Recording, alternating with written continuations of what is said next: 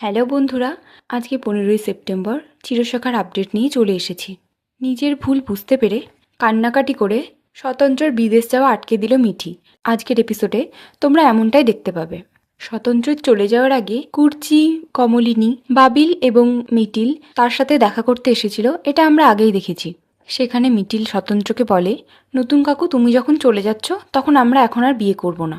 তাতে স্বতন্ত্র বলে, আমার চলে যাওয়ার কারণে তোমরা বিয়ে পিছিয়ে দিচ্ছ? তাহলে তো এটা আগে বললে আমি যাওয়ার আগে এর মধ্যেই বিয়েটা হয়ে যেত। মিটিল বলে, না নতুন কাকু, সেটা হতো না, কারণ তোমার চলে যাওয়ার বিষাদ ক্যারি করে আমি বিয়েতে বসতে পারতাম না। আর সেভাবে বলতে গেলে ও বাড়িতে আমার তাড়াতাড়ি বিয়ে করে যাওয়ার কারণ ছিল তোমাকে ওই বাড়িতে আবার ফিরিয়ে নিয়ে যাওয়া, কারণ ওই বাড়িতে তোমাকে রাখার জন্য আমার মতো করে ফাইট অন্য কেউ করতে পারবে না, সেই ভরসায় আমি যেতে চেয়েছিলাম। কিন্তু এখন যখন তুমিই চলে যাচ্ছ তখন বিয়েটা এত তাড়াতাড়ি করে কি হবে, করলেই হলো।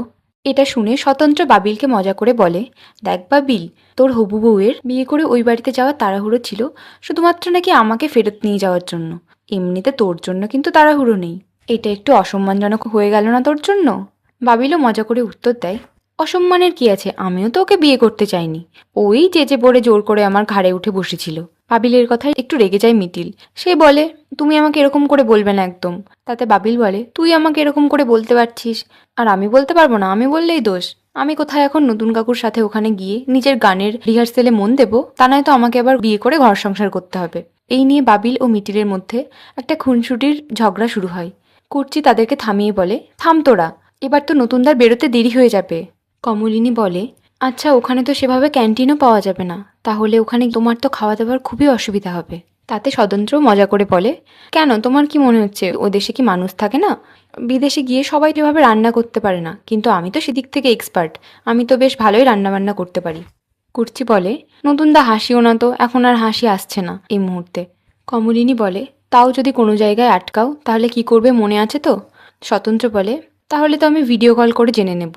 আর তাছাড়াও যদি খুব অসুবিধা হয় বা কাজের খুব প্রেশার থাকে তাহলে তো কফি শপ আছেই, সেখান থেকে স্যান্ডউইচ, কফি এগুলো দিয়ে তো সারাদিন চালিয়ে নিতে পারবো। এটা শুনে চিন্তা করে কমলিনী। সে বলে, তোমাকে তো একটা প্রপার ডায়েট ফলো করতে হয়, তোমার তো এভাবে অনিয়ম করলে চলবে না। আমার মনে হয় তোমার বাড়ির সেদ্ধ ভাত খাওয়াই ভালো, তুমি ওটাই করে নেবে। যদি কোথাও আটকায় তাহলে আমার সাথে জেনে নিও। স্বতন্ত্র বলে, সে কোনো অসুবিধা নেই, সে এতদিন একা একা থেকেছি, এখনও বাকিটা পেরেই যাব। এটা শুনে মিটিল বলে, এটার কোনো দরকার ছিল না নতুন কাকু। স্বতন্ত্র বলে, থাক না মিটিল এখন এসব কথা, কিছু কিছু কথা আছে যেগুলো না বাড়ানোই ভালো। স্বতন্ত্র মিটিল ও বাবিলকে দায়িত্ব দিয়ে যায় কমলিনীকে দেখার, কিছু সময় অন্তর অন্তর তার প্রপার চেক আপ করার।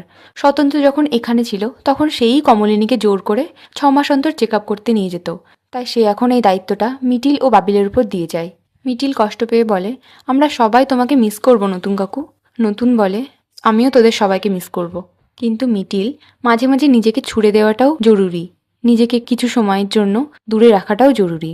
আর আমি তো বিদেশে অনেক বছর ছিলাম, তখন অবশ্য বয়স অল্প ছিল, তখন শরীরের কোনো অনিয়মকে অনিয়ম মনে হয়নি। আর এখন যেহেতু একটু বয়সটা বেড়েছে আর কিছুদিন আগে যেহেতু মাইল্ড অ্যাটাকটা হয়ে গেল, তাই এখন একটু প্রবলেম হয়ে গেল। মাইল্ড অ্যাটাকের পর থেকে তোর কাকিমা তো আমার উপর রেস্ট্রিকশনের পাহাড় করে দিয়েছে। কমলিনী অভিমান করে বলে, আমি তোমার উপর রেস্ট্রিকশন ঠিক করার কে? তোমার মানতে হলে মানো, না মানতে হলে মানবে না। স্বতন্ত্র বলে, এটা তুমি কি করে বললে? তুমি যা যা বলেছ আমি এতদিন কি সেগুলো মানিনি? সব কথা কিন্তু আমি মেনেছি, এটা তুমি বলতে পারো না। বাবিল বলে, হ্যাঁ নতুন কাকু, তুমি যখন নিজের যত্ন নিজে নিতে জানো না তখন কথা শুনে চলাই তোমার কাজ। মা যেটা বলবে, আমরা যেটা বলবো সেটা তোমাকে শুনে চলতেই হবে। তাদের কথার মাঝখানে স্বতন্ত্রের সাথে দেখা করতে কমলিনীর দাদা ও কাকুমণি সেখানে চলে আসে। তাদের দেখে কমলিনী বলে, দাদা ভাই, কাকুমণি, তোমরা এলে? কমলিনীর দাদা বলে, হ্যাঁ রে, আবার নতুনদার সাথে কবে দেখা হবে তার ঠিক নেই, মানুষটা বিদেশে চলে যাচ্ছে, তাই একবার দেখা করতে এলাম। সে স্বতন্ত্রকে উদ্দেশ্য করে বলে, নতুনদা, তাহলে শেষ পর্যন্ত তুমি যাচ্ছ বলো? তাতে কাকুমণি বলে, যাচ্ছে কথাটা বলো না, ওকে তো যেতে হলো, যেতে বাধ্য করা হলো, ও তো যেতে চায়নি। তবে স্বতন্ত্র, তোমার এই পরাজয়টা আমি ঠিক মেনে নিতে পারলাম না গো। কমলিনী তার কাকুমণিকে উদ্দেশ্য করে বলে, কাকুমণি থাক না। কাকুমণি বলে, আর কবে বলবো বুড়িমা? আবার যখন দেখা হবে তখন যদি আমি কথাগুলো বলার জন্য বেঁচে না থাকি? আমারও তো বয়স হচ্ছে বলো। স্বতন্ত্র কাকুমণির কথা একটু অভিমান করে বলে, আপনি এরকম করে বললে ভালো লাগে না কাকুমণি, আপনার থেকেই তো আমরা ইন্সপায়ার্ড হই, আপনি এই বয়সে কতটা প্রাণোচ্ছল। আপনার থেকেই তো আমরা শিখি যে বয়স শুধু একটা সংখ্যা মাত্র। আপনি আপনার ভাইজিকেও একটু আপনার মতো হতে শেখান, ও তো সারাক্ষণ ঝিমিয়ে আছে। তখন কাকুমণি বলে, না গো স্বতন্ত্র, ওর মতো একটা মেয়ে বলেই এখনো পর্যন্ত এত ঝড় বয়ে গেছে ওর উপর দিয়ে, তারপরেও মাথা তুলে দাঁড়িয়ে আছে। জায়গায় অন্য কেউ হলে কবে হাওয়ায় মিশে যেত। মেয়েটার জীবনে আর কি আছে বলো তো? একটা বিয়ে দিলাম, সেটাও তো ভুল ছিল। আর তারপর ছেলে মেয়েগুলো এখন কোথায় একটু বুঝবে, তাও তো তারা বোঝে না, তারা মাকেই ভুল বোঝে। আর তুমি ছিলে বুড়ির চিরসখা, আর সেই তুমিও এখন চলে যাচ্ছ। তাহলে আমার মেয়েটা কি নিয়ে বাঁচবে বলো তো? ছোট দাদুর কথায় কষ্ট পেয়ে বাবিল বলে, আমাকে বলো না ছোট দাদু, আমি তো ওদের মতো নই। তখন কমলিনীর ছোটকা বলে, না না বাবিল, আমি তো তোমাকে বলিনি, তুমি তো পাল্টে যাওনি। তার যে বদলায়নি তাকে কি বলা যায় সে বদলে গেছে বলো তো? কমলিনী বলে, হ্যাঁ নতুনদা, তুমি যদি থেকে যেতে পারতে। যদিও আমি জানি কোন সিচুয়েশনে পড়ে কেন তোমাকে চলে যেতে হচ্ছে, তবুও মনে তো হয় বলো। স্বতন্ত্র বলে, আমি থাকতাম কলেজের অ্যাপার্টমেন্টে, কিন্তু একই শহরে থাকবো অথচ কমলিনীর সাথে কোনো যোগাযোগ রাখতে পারবো না, দেখা করতে পারবো না, এটা আমি ঠিক মেনে নিতে পারবো না। দূরে বিদেশে চলে গেলে তবুও আমি জানবো আমি ওর থেকে অনেক দূরে আছি, এটা বলেই মনকে আমি সান্ত্বনা দেব। আর তোমরা আছো, তোমরা সবাই কমলিনীকে দেখে রাখবে, এতেই আমি নিশ্চিন্ত। আমার চিন্তা শুধু মিঠিটাকে নিয়ে। আমার আসল খারাপ লাগা তৈরি হলো জানো তো, মিঠিকে নিয়ে। মিঠি, যাকে নিয়ে আমার এত স্বপ্ন ছিল, সেও শেষ পর্যন্ত আমাকে ভুল বুঝলো। আমার সেই ছোট্ট মিঠি। আর এইটা না কোথাও গিয়ে আমাকে একটা বড় আঘাত দিয়েছে। আমিটা এটা মানতে পারলাম না, আর সেই কারণে আমি, যাই হোক, যেটা হওয়ার সেটা হবে, এটা বলে থেমে যায় স্বতন্ত্র। কমলিনীর ছোটকা বলে, এটা কোনো কথা নয় স্বতন্ত্র, আমি তোমার কাছ থেকে অনেক বেশি কিছু এক্সপেক্ট করেছিলাম। কমলিনী বলে, থাক না এখন কাকুমণি। কাকুমণি বলে, সে তো ঠিকই, কিন্তু আমি এই কথাগুলো না বলতে পারলে শান্তি পেতাম না বুড়িমা, তাই বলতে হলো। স্বতন্ত্র বলে, অনেক স্বপ্ন ছিল জানেন তো কাকামণি, আমার এই 3 ছেলে মেয়ে, বিশেষ করে মিঠিকে নিয়ে।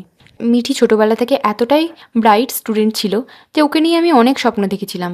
ও বিদেশে যাবে, পড়াশোনা করবে, স্কলারশিপ পাবে, আমি ওকে পড়াবো, নিজে হাতে ওকে তৈরি করব।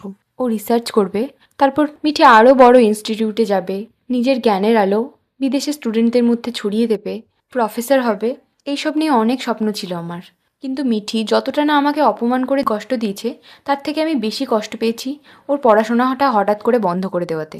আমার তো ওর কাছ থেকে ওই একটাই চাওয়া ছিল, বলুন। কে জানে, আমি হয়তো ওকে বলছি বলেই ও পড়াশোনাটা হয়তো ছেড়ে দিল, হয়তো আমি এখান থেকে চলে গেলে ও আবার পড়াশোনাটা শুরু করতে পারে। আর আমিও তো চাই বলুন, ও নিজের পায়ে দাঁড়াক, ওর পায়ের তলার মাটিটা শক্ত হোক। তাই সকলের মঙ্গলের জন্য আমার মনে হয়েছে আমার চলে যাওয়াটাই ঠিক। আমি বোধহয় এখান থেকে চলে গেলেই সকলের ভালো হবে। আর কাকুমণি, আমি এই কথাগুলো কমলিনীকে বলতে চাইনি, কিন্তু আজকে আপনাদের এই কথাগুলো বলে আমি অনেকটা হালকা হলাম ভেতর থেকে। কাকুমণি আবার বলে, কিন্তু আমার বুড়িমার কি হবে স্বতন্ত্র? বাবিল, মিটিল, এরা তো 2 দিন পরে বিয়ে করে সংসার করবে, ওদেরও তো একটা আলাদা জীবন আছে। কিন্তু আমার বুড়িমার জন্য কি রইল, কেই বা রইল? আবার তো একরাশ শূন্যতায় ভরে যাবে আমার মেয়েটার জীবন। কমলিনী বলে, আমার আর কাউকে লাগবে না, আর কদিনই বা বাঁচবো, যে কটা দিন বাঁচবো আমি নিজেই নিজের জন্য চালিয়ে নেব। এই কথাটা শুনে রেগে যায় কাকুমণি।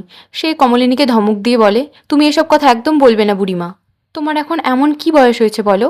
এখনো তোমার অনেক কাজ বাকি আছে, অনেক কাজ করতে হবে তোমায়।